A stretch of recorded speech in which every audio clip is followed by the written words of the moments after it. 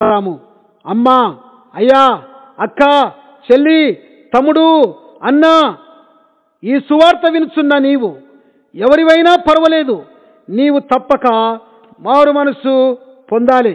లేకపోతే మన పాపములు క్షమించబడవు, మనకు పరలోక రాజ్యములో ప్రవేశము ఉండదు.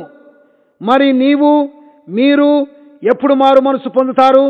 ఎంతకాలము పాప జీవితంలో జీవిస్తారు? దేవుడు మీతో ఈ సువార్త ద్వారా మాట్లాడుచున్నాడు, ఈ వర్తమానముల ద్వారా మాట్లాడుచున్నాడు. అమ్మాయ, మనసు మార్చుకోండి, దేవుని వైపు తిరగండి, పాపాలు విడిచిపెట్టండి, పాపాలను యేసు ప్రభు దగ్గర ఒప్పుకోండి, ప్రభు అధికారంలో జీవించడానికి నిర్ణయించుకోండి. ఈ రీతిగా మీరు ప్రభు దయను, ప్రభు మేలును పొందగలరు, ఆయన రాజ్యములో ప్రవేశము పొందగలరు.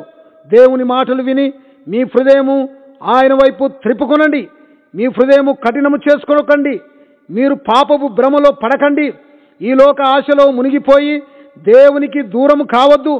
దేవుని రాజ్యమే నిత్యమైనది, ఈ లోకము అశాశ్వతము. ఈ సుఖభోగాలు, ఈ పాపపు గుణాలు ఇవన్నీ మనల్ని కష్టాల్లోనికి, అశాంతిలోనికి తీసుకువెళ్తాయి.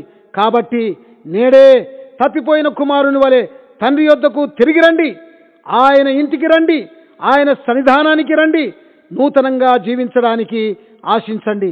అప్పుడు తండ్రి తప్పిపోయిన కుమారునికి తెల్లని వస్త్రములు ఎలా ఇచ్చాడో, ఉంగరము ఎలా ఇచ్చాడో, జోళ్ళు ఎలా తొలగించాడో, విందు ఎలా చేయించాడో, అలాగే మీ ఎడల కూడా దేవుడు మీకు తెల్లని వస్త్రము అంటే పరిశుద్ధత ఇస్తాడు, ఉంగరము అంటే దేవుని కుమారుడని, దేవుని కుమార్తె అని అధికారం ఇస్తాడు, జోళ్ళు అంటే దేవునితో సమాధాన స్థితి ఇస్తాడు. ఆహా, దేవునిలో ఎంత సంతోషము, ఎంత విందు!